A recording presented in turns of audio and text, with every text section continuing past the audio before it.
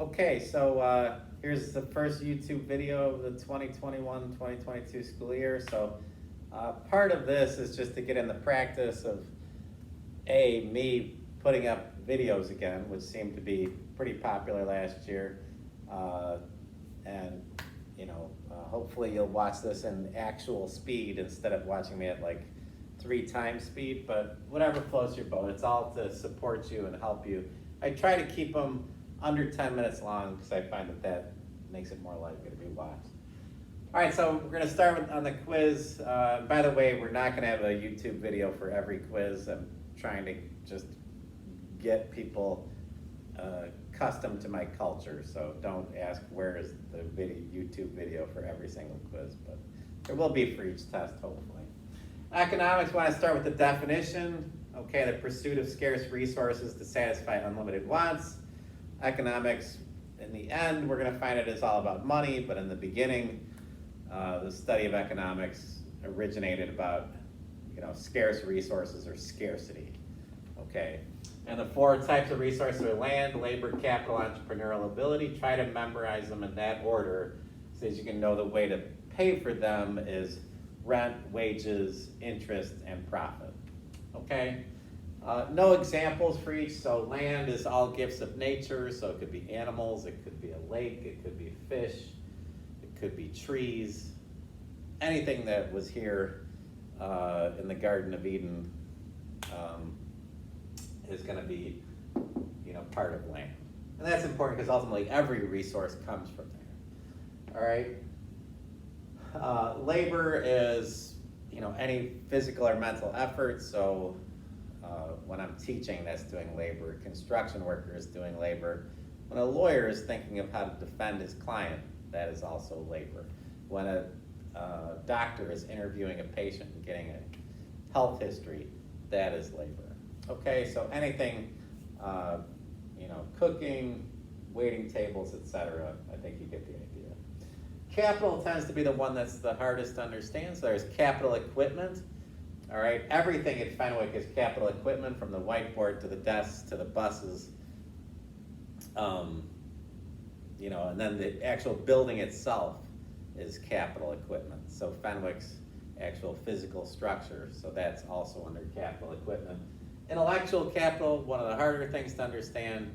Experience, expertise, education. Dr. Porter's PhD is intellectual capital. My degree from Loyola University, intellectual capital. My years of experience teaching AP economics, intellectual capital, and just having an expertise, like a mechanic's expertise in fixing cars, obviously super valuable. Entrepreneurial ability, pretty self-explanatory. Just somebody being able to open a business, just know that that's considered a 4th resource. Somebody opens a store, has the courage, the money, the financing, the idea to start a business. Okay, we've got our production possibilities frontier. We've got our limousines, and we'll say these are motorcycles here, and we have a concave shape, which represents increasing opportunity costs. Okay, if we have constant opportunity costs, it's a straight line. So maybe pastas would be, 2 different types of pastas would be constant. Donuts and donut holes would have constant opportunity costs, but if we're talking about machinery or making 2 completely different things, you're gonna have increasing opportunity costs. Make sure you understand as we come down, right, the opportunity cost of the first limousine would be 5, right? Because we went from 100 to 95. If I go to the second limousine, 95 to 86, that's an opportunity cost of 9. 95 minus 86. So you should be doing some type of subtraction here when you're calculating the opportunity cost here. The opportunity cost of the third one would be 16. Opportunity cost of the fourth one would be 28. Opportunity cost of the fifth one would be 42. We go from 42 to 0. Okay, and this shape is concave. Some econ teachers like to have students make this motion.